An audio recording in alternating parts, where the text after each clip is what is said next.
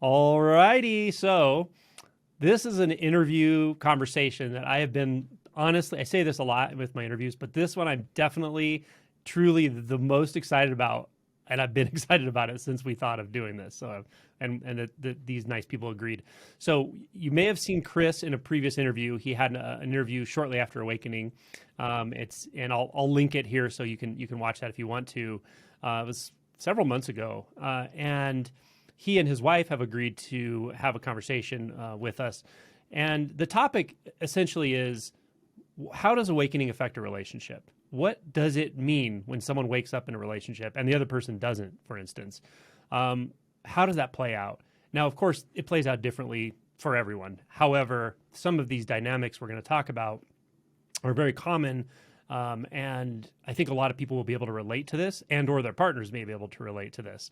This is also one of the most common questions I get in one form or another is, I'm waking up, my partner doesn't get it, what should I do about it?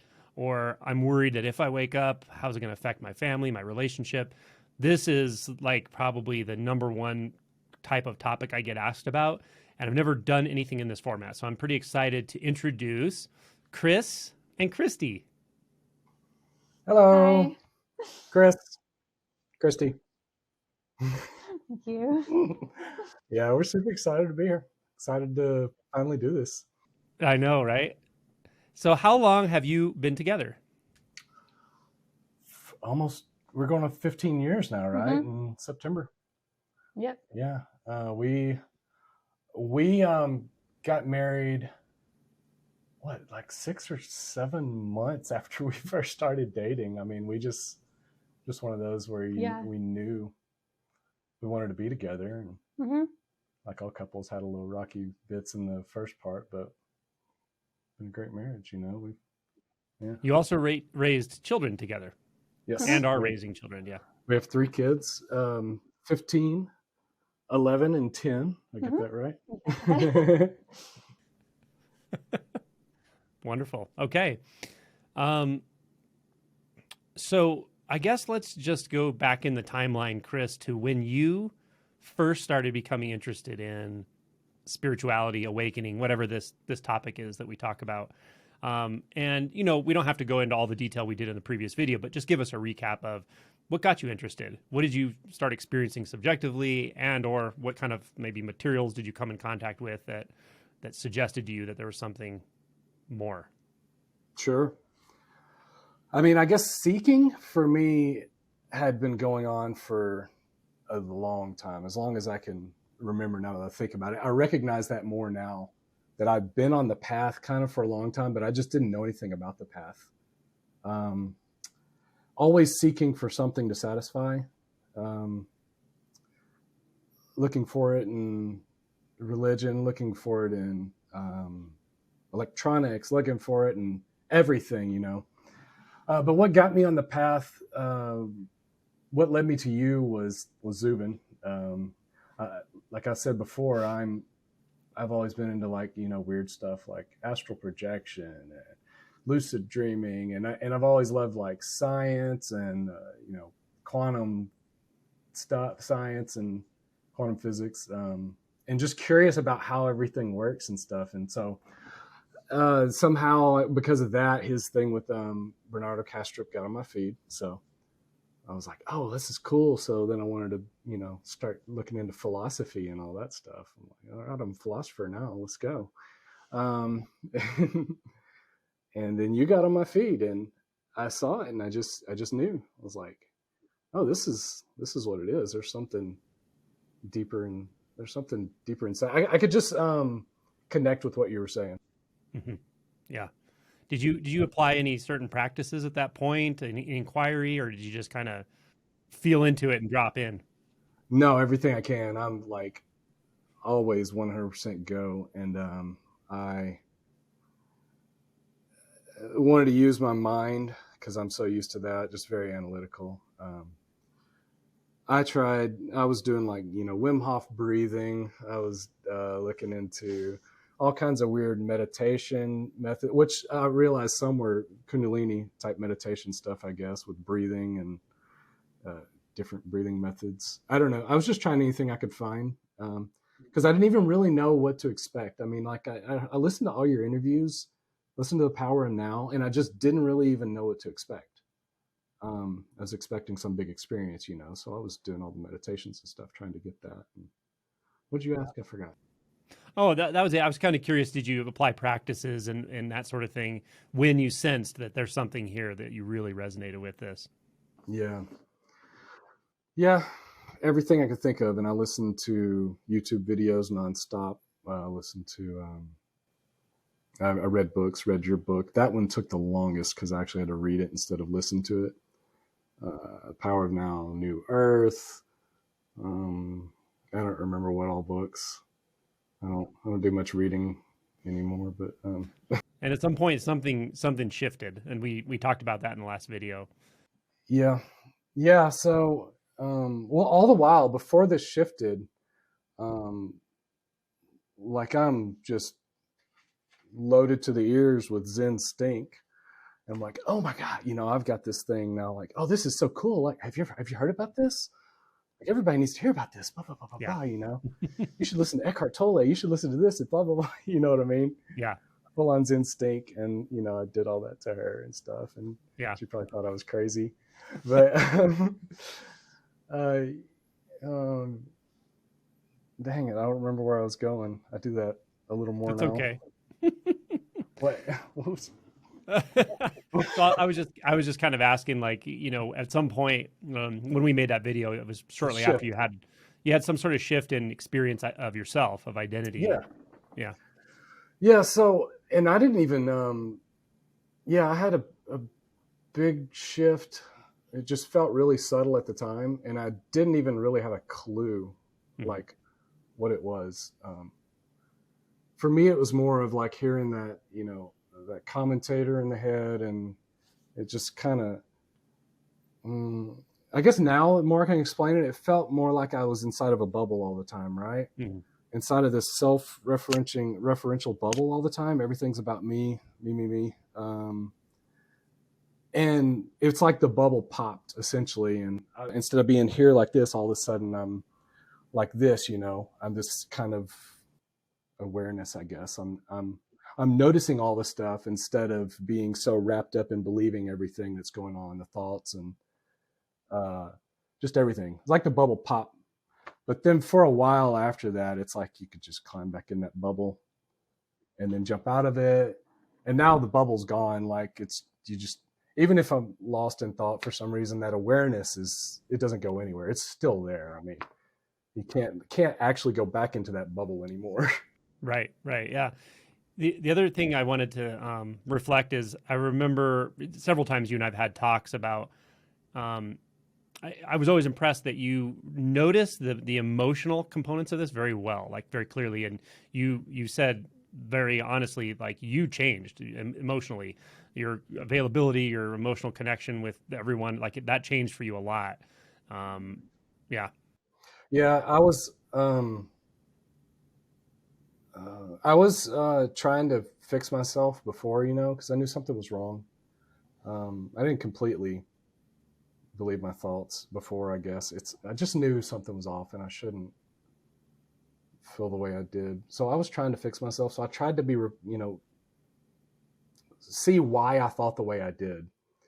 So I guess I'd had a little bit of that work coming into it, but yeah, that door opened up big time. Like being able to see what I'm doing. I'm like, oh my gosh, I see exactly why I'm acting this way. Why? That doesn't even make sense. And I see it in everybody else. It's like, I would just see them being completely lost and just like feel their pain, like you see the hurt in their eyes. And the emotional aspect of it opened up bigly because it opened up very big because I was always very repressed. Yeah. It's a really, I mean, it's very challenging to go through subjectively because so much of you changes not up here, but in here. And it can be intense to go through that, but it's such a to me, it's a mark of maturity because some people, they have that initial awakening. It's kind of like a headspace awakening, but they just don't want to address the emotion stuff. And it'll come sooner or later. You won't be able to avoid it, but it's a mark of maturity that you just dive right in and you're like, okay, let's look at all this repressed stuff and see what I'm actually doing, how I'm treating people, how I'm treating myself, and start working through it, because now you don't have the filters, or nearly as many filters, and the ability to just totally avoid what's happening in your mind anymore. Absolutely. Right? It's a huge thing. Yeah. And,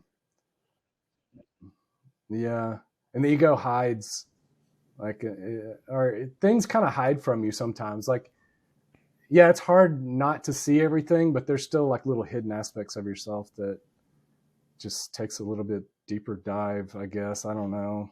I'll just be doing something and be like, oh my God, that's why I do this.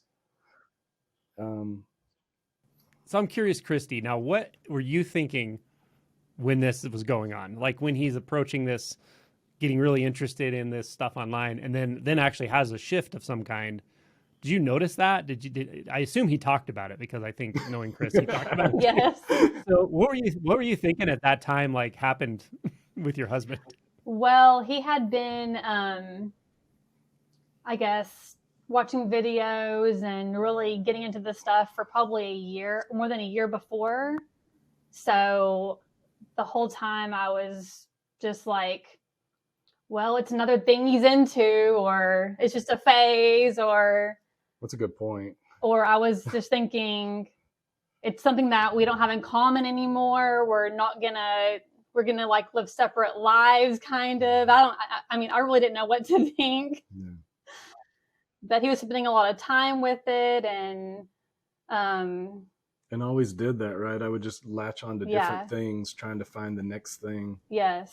I was going to say, Christy, I think you even messaged me at one point and you were like, I was seriously concerned I was losing this guy. Like I didn't know what he was getting into, and it just didn't make sense to me. Yeah. Yes. I was like, I don't know what's going on. Our marriage is never going to be the same again. Like, we're not going to be able to, we don't have the same beliefs anymore. I don't know what I was thinking. Well, because it's not one of the things that I just guide over real quick. Like, I would go from one thing to the next looking for something to satisfy, right? And I quit getting to where I wanted to go to church. That was probably part of it too. I'm sure that upset you, because like we were going to church and then we weren't, and I was feeling pressured. I'm not bringing my family to church, but in reality I was forcing everybody to go for me. And he didn't want to go, and I was mad at him, and it was a lot. So Chris, when she was, you guys have a very close relationship, and I know you know each other well, so you could probably see she was going through, struggling with this that had happened to you. Did you have like a way of approaching it with her? Did you have a strategy? Were you trying to hope she wakes up, or were you just trying to explain it as best you could, or just reassure her that you're not going to go join a monastery? Or, I mean, how did you approach all this challenge? All of the above. You just shoved everything down my throat, all the information. I did that. You showed me everything. I tell her everything. I'm pretty open. I mean, I tell you a lot of stuff too. I mean, anytime we're talking, I don't hold back. I pretty much everything you said. Mm-hmm. Like, I had to assure her. I had to. I don't remember what all you said, but that tracks. And that communication is important. I mean, like, if anyone's watching this and going, how do I work through this? Well, it's going to be different for everyone, and there are going to be big challenges, like there always are in relationships anyway. But communicating as best you can, but not pressuring the partner, is really important, I think. Just saying, hey, this is what happened with me, and this is the experience now. It's shifted somewhat, whatever. I still love you. I don't think I'm going to go run away and join a monastery. But things are different for me, and I do experience things differently. And just being willing to communicate all that, and really understanding that for your partner, something fundamentally changed about you, and they know it. And it could feel like part of you left, actually. Part of you's quite not there that was there, for instance. Things like that can happen. Mm-hmm. I feel like I was probably pressuring her a little too much and trying to shove this stuff down her throat a little bit. And, for a long time after, it really feels like something special happened to you, right? Like you're something special. I went back to the first week of the 30-day wake up challenge with Adyashanti just to listen to it, because that's the week of awakened awareness, that I am. And he was talking about seeing that same I amness in everybody else that you see, in animals and everything. And I was like, that didn't quite open up as well for me. It's like for a while, it's like I mean, there's no doubt what happened to me, but it's like I see myself more special. I want to tell everybody about this, like, oh, you need this, blah, blah, blah, blah, blah. And that's hard to get over. And that's, of course, I'm trying to shove it on her. And I'm not trying to just force feed the people I work with and stuff, but when it would kind of come up, I'd be like, oh, hey, have you heard about this? I think it was more of like you had this realization and you just wanted to share it with everybody that you love. Mm-hmm. You wanted us to feel the same. Yeah. You want us to feel it. Yeah. I don't want people to hurt, for sure. Yeah.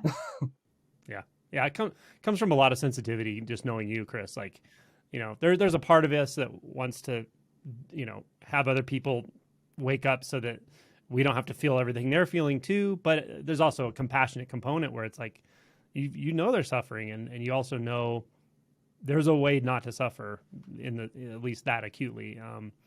But there's also this sort of timing to all this, and you realize pretty quickly you can't force it. And now I'm working on like seeing them all as just awake already fully. I mean, you know what I mean? Just seeing them like as not having a problem, Yeah. The muggles, you mean? Yeah. Right. Just kidding. There's the nothing civilian special here, and nothing not special there. I know Yeah, I mean, at some point, even the sense that there's something there and something here just gets obliterated, and you can't think that way anymore. Yeah. Right.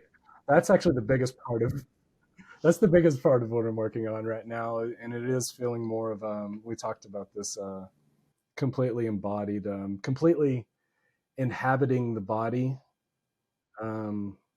Rather than inhabiting the transcended awareness or whatever you want to call that formless awareness, bringing it back and completely inhabiting the body as you move through and just feeling the environment with it. That seems to come in more and more now. So that's a big part of what I'm doing. We said, yeah.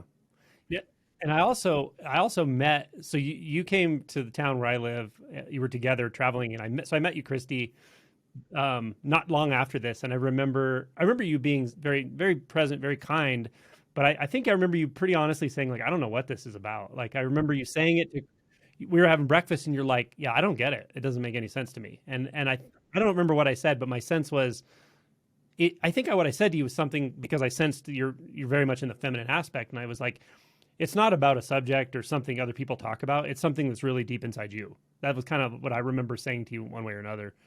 But yeah, so there was a mismatch for a while there where, and I remember Chris telling me about it and stuff, and he never spoke of anything around you, or he never spoke around this with you with anything other than compassion, truly. And he didn't think it was a problem or anything, but he did communicate that, there's these challenges, with that and so forth. So then what happened? You want me to preface? There's a little preface to that. Oh no, go ahead. Finish what you were going to say, and then I'll. No, go ahead. Oh, okay. I don't want to jump ahead too far. Okay. Then what happened? She had a huge fear of death, like, and that was a big problem for her. Really questioning religious beliefs, stuff like that, and she would have just this fear that she wouldn't address. Like, she would distract. She would go watch a series or get on her phone or on Facebook or something. And I was like, every time that comes up, or next time that comes up, why don't you sit with it for a little bit and just see if there's anything behind that fear. You're both aware of this, right? Yes. Yeah. I've been scared of death since I was little. It would scare me so bad. Mm-hmm. And I'm like, I don't want to die. I don't want to leave, people I love behind. Like, it really scared me really bad. And to where I just would try not to think about it anymore and just shove it away and all that. And And one day Chris said, you should really try to feel it. Like actually feel the feeling of death and see what happens. And I didn't do it for a while because I felt like I was going to have like a severe panic attack or something. Like, can you hold my hand while I feel this? Because I don't know what's going to happen to me. Because I was really scared. But then one night I was like, what the heck? I'm just going to just try to feel this. What's the worst that could happen? The kids were gone with grandparents, so I didn't have anything to just let go. Think about. I just let go, and I let myself just feel it, and kind of went into like an oblivion or something. Like I felt myself almost die, and everything was fine. I don't know what I was scared of all along. Everything was fine. My family was fine, and I don't know what I was scared of. That, and then something all of a sudden just changed, like inside of me, and I can't really explain everything, but I had like these visions. And do you remember? So I'm gonna. Because I forgot everything. That's why I wouldn't try to be rude, but I wanted to find the text real quick. She wrote me that next morning. She told me about the big mystical experience, the just... No, it was the next day. It was late at night, and the next day I woke up and you went to work or whatever. And that night we went and worked out at the gym and everything, and then came home, and then I told you. I think last night something happened. I told you, and you're like, what? Yeah. But I just thought it was just, she went into pure consciousness, or just, I don't know. I really didn't know at the time, because this, I didn't really know much about any of this stuff either. I just knew it happened to me, So I didn't really know how to explain it. She just went into nothing, like she just died, essentially. And so I was like, oh, that's a cool experience, and that's kind of what I thought of it. The next morning, she writes me this. She said, I also saw into something else. I've been trying so long to find myself and see where I fit in the world, and realize that none of that matters. I feel such a sense of release of control and worry. And I sent her back the little head exploding emoji. And I was like, you feel like you have a little bit of rest now? Yes, so much. Awesome. Relax and rest in the peace as much as possible without trying to figure things out, and let life handle things for a bit. And then I called her on the phone, I think at lunchtime, and we talked about it. And it was just completely obvious that she had that shift, but it wasn't obvious to me how deep that first shift was for her. Yeah. This is the part that fascinates me. Because at some point I didn't talk to you, Christie. Actually, I haven't talked to you really at all, but through Chris, I remember him telling me this initially, and he was very excited and just pleased as punch. But then he started saying, I don't even know what she's talking about anymore. It like the whole thing flipped, he was like, yeah, I kind of get what she's saying, but I don't think I've realized things to that degree, that kind of clarity and boundlessness and non-duality. He's like, to her, it's so obvious now, and she can just say it, but I don't. I remember you kind of saying, yeah. I mean, it's like way, way beyond. It's got this complete formlessness to it, and I was like, wow, that's freaking awesome. Well, that one was, I think, was a little later, but the first one, like, she completely opened up. What I was talking about, she would see people and animals and say, I don't feel like I'm anything different than them at all. Like, she was seeing that, the full I am sense or whatever in everybody, like, and she was seeing. That's non-duality. That would be like in the Fetter model, that would be 6 Fetter. Yeah. And she was experiencing herself here instead of up here. She completely opened to that first. And that's when I talked to you about experiencing that recently, where it's like I'm seeing from here, that's what I mean when I'm talking also about completely inhabiting the body as you move through the world and just feeling that intimacy. Christie, let me see if this is what it's like. So with this insight he's talking about, is it something like this, where you suddenly, instead of being the one most important object in the room or experience, it's like you were kind of everywhere at the same time, and there's no better or worse or more important or less important. Like you can't believe yourself to be something special or better than that because you're kind of both already. Right. Yeah. Exactly. Was that with the first shift? That was with the second one? Oh, that was with the first one? Yeah. Oh, wow. Yeah, it was. Fantastic. That's definitely like six fetter in the model that Kevin talks about. Yeah. So yeah, very cool. And it just kept going. And then it just like kept a going. complete ego loss, which was like one day to the next was like night and day with that, which was crazy because I've spent most of my life trying to find myself or figure out where I fit in. I'm going to try this. I'm going to try this now and all this. And I've never been able to fit in anywhere. I've never been like a Pinterest mom, which would try to be that, or a star wife, or I don't know. I was trying to be all this little stuff, and I just never was. And giving that up, like losing that, is a complete relief now. Yeah. Now you don't have to. I don't have to try to be anybody. I love it. I love it. I love it. I'm so happy for you. Thank you. Yeah. You. So cool. It's extremely freeing. It is, for sure. Yeah. And you also see no one else has to either. It's right. It's something up here that we get hypnotized with, but to be free of it yourself is just really very wonderful. Yeah. Yes, for sure.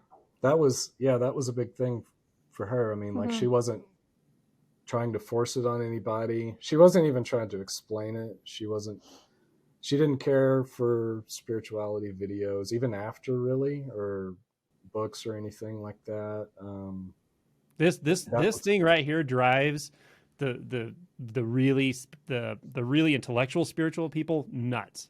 But it's true. It's my experience is people who wake up the way you did wake up very fast because they don't have intellectual spiritual baggage.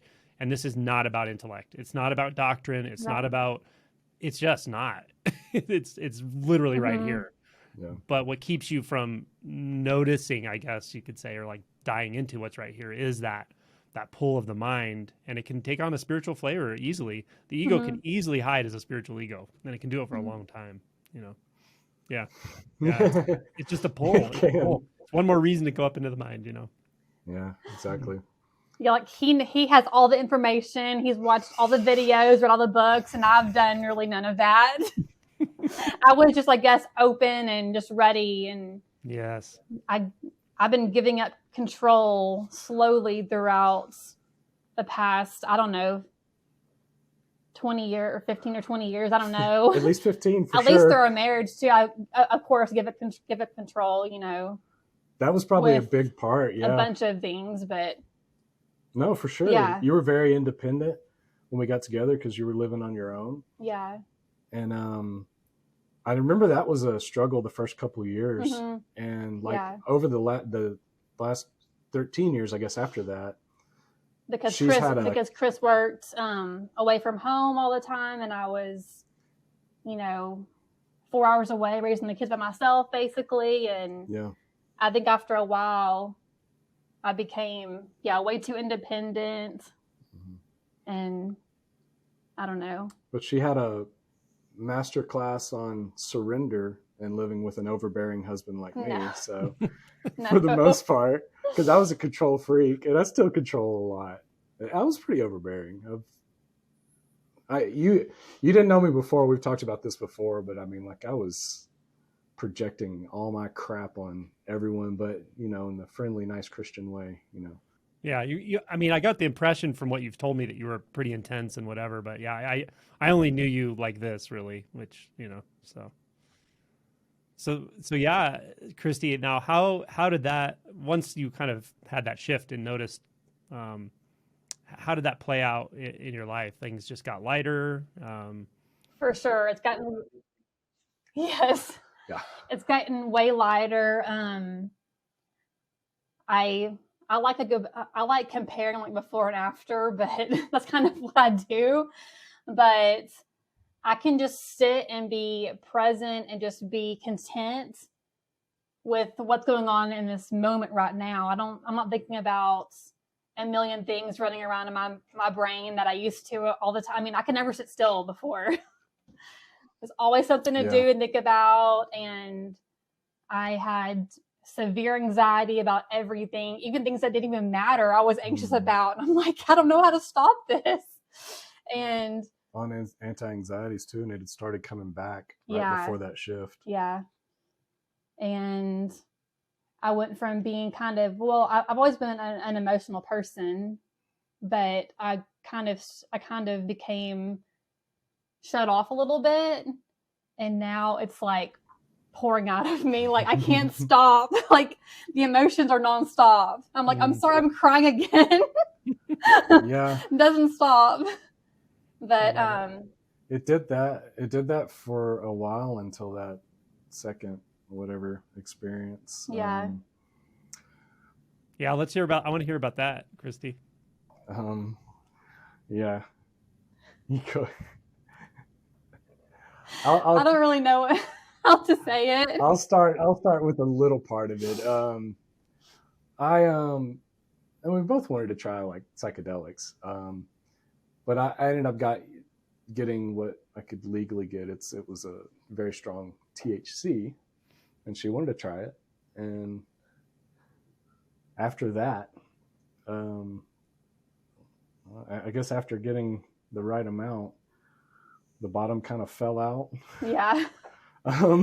It was just on a weekend. She was trying an amount of it, and that was when the formlessness stuff started to come in, like the full. You go ahead. I know you can't describe it, but whatever. It was almost like I needed that last push of just real. I don't know.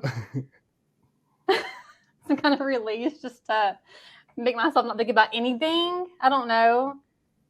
Yeah. And how is it for you now? I assume that's not changed. Like it hasn't changed. No, yeah. It's stuck. So like right now, what is your experience of this environment? I don't really know. You don't have to use language that people usually use because it's not going to work. I'm so bad at like explaining, at like putting it into words. Like I don't know how to say this in words. I just feel like I'm part of everything, and everything's a part of me. Do you see anything solid? Anything like? Do you see anything that's convincingly solid, like actually existing? I feel like things only exist like through like your experience, through experiencing them. Yeah. Like everything's just basically that, I guess, to me. Yeah. So like if you see colors and forms in front of your face, right? Those are like there's a symbolic. Let's say they're symbolic of this practical world that we sort of agree upon exists, but do they actually represent anything? Is there anything behind those, do you think? Do you think they point to anything at all? No. Yeah. That's very clear formless non-duality. Yeah. Yeah, nobody and you know it, and you know it's not intellectual. It's not right. it's undeniable, and you can't not see that. Right. So then the forms and the sounds and the movements and sensations, they're okay. They're fine. They have practical value and use. But you can also see, feel, and tell directly there's actually nothing behind those. Right. Yeah. Isn't that wonderful? It is. It's really cool. Yes. The way I knew that is she was driving and she was like, hey, I was seeing through this car. And nobody ever talks about that, but I had a friend tell me that, and I've heard, I don't think on camera, but I've heard you talk about that, and a few others. Nobody really ever talks about that, but. Christie, what is your experience of love in association with this? I'm not talking about personal love, but do you have a sense of love that seems to emanate from this sort of vivid, empty nature? I think so. I guess I don't really understand, but like love for everything. Yes. Yeah. Yeah. Complete love for every single thing. Yes. There you go. And every person and just everything. Yeah.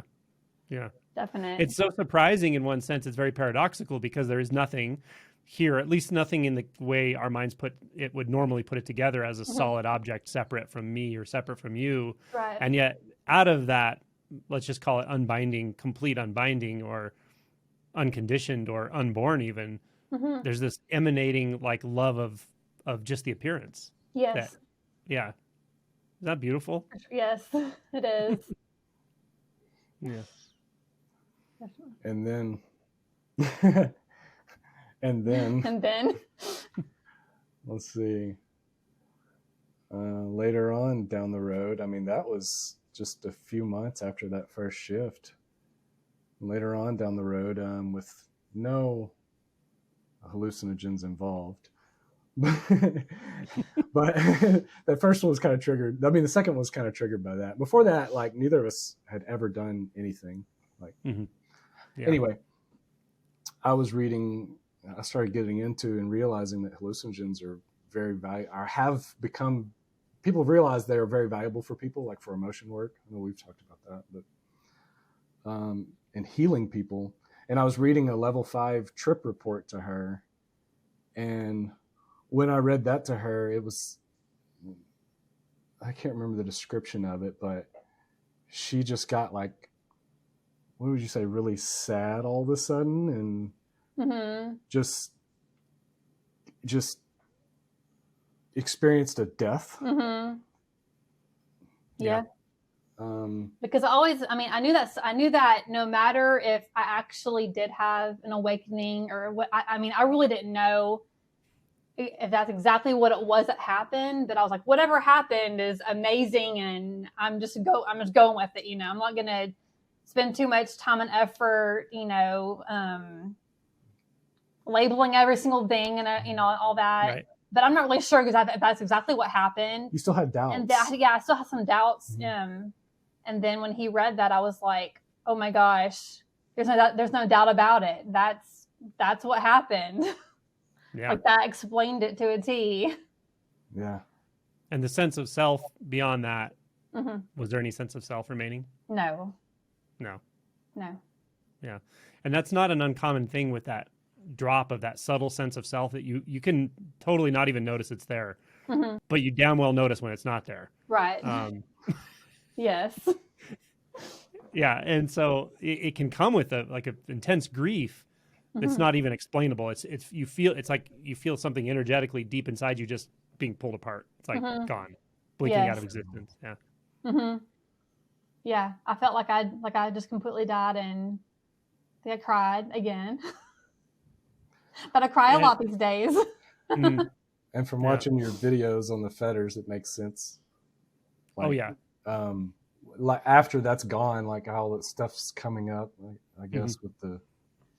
Yeah, zero filters. So there's zero after that's gone. There's no filtering at all. There's no way to filter. You can't hide from anything ever. And so then any kind of like energetic fixations that could be there, they're worked out really quickly, but they're worked out in a very, very direct and intense way. And it is what it is, but it tends to smooth out very nicely. And you'll know presence, like it's literally impossible to know when there's a self structure there. You can't know that kind of presence with a self structure. Right. It just burns up everything. It's the whole universe coming into being right now with one footstep, with one smile, with one breath. Yeah. I had read your description of the walking down the hallway or something in your book. Yeah. And she looked at that and was like, yeah, that's it. Oh my gosh. Yeah. I love you guys. This is one of the coolest stories I have ever heard. Man. And so Christie, you're the epitome of the feminine aspect of enlightenment. It's exactly how it is. It's that feminine knowing of how to give yourself so fully to whatever, right? So your children, your husband, and then to truth or to, the fear of death initially, and then everything beyond that to presence. And it's just absolute surrender. Yes. Deep trust in life itself, or in the unnameable, actually. Yeah. Definitely. Yeah, that's the part I have the hardest time with, and that's something I definitely envy in her. I obviously can't do anything about it. I can try to. Oh, you're doing great. Yeah. But I see everything plays out in its own timing and stuff. But I love that, just the narrative of this. Like, the universe has such a sense of humor. Right? It really you wake up, does. she's like, "What in the hell is going on with my husband?" You even Christy messaged me after this first couple shifts for her, and she's like, "I just want to thank you so much. Like, I literally thought I lost my husband. I thought I lost my marriage. I thought he lost his mind. Yeah. I had no idea what the hell was going on with him, and now I see so clearly." Now we both have. Yeah, we both lost our mind from the outside. Yeah. Very cool. Yeah. And your kids are so lucky, just to have this around them. In my humble opinion, to have that kind of presence and compassion and example of how to live completely now. Yes. Yeah. That's another thing. We've changed our parenting tremendously through this too, and I think our kids are way happier too. We don't like really, judge them, or the way we talk to them is completely different too now. I mean, I still have my moments where I'm a little. Well, teenagers are fun. A little chatty, like, of why you need to do certain things, Yeah. Yeah. But it's like the sensation, the anger sensation doesn't come up the way that it used to when I'm doing it. I might go on and on and on about you need to do this and this and why you need to do this, but I'm not speaking, like, I'm not feeling that reactionary anger inside when I'm doing it, and that's typical for the most part, most aspects of everything. Every now and then something will come back that I'll get a little reaction to, but that's starting to die off a lot. Yeah.